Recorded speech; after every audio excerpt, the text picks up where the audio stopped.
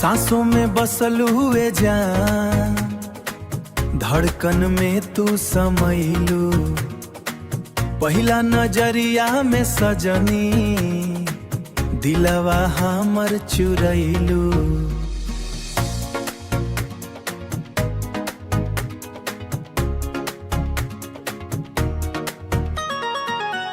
तोहरे अखिया का जरवा पागल हमके बना देला।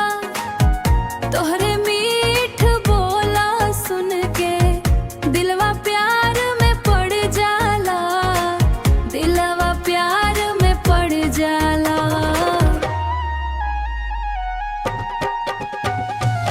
चांद से नीक लागेलू, रात में सपना बनावेलू। तोहरे बिना ये जान एक पल ना रह पावेलू।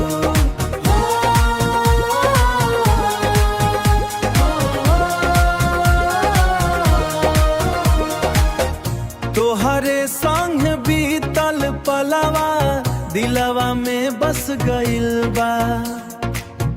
तोहरे प्यार वाला रंग सास प्यार हालाला रंग।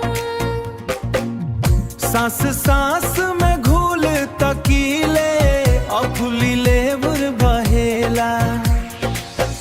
जब तू हंस के देखेलू दिलवा जोर धड़केला। तोहरे बाहों में सजनी सारा दुख दूर भागेला। रोज तोहर राहत कीले अखिया बेकरार रहे।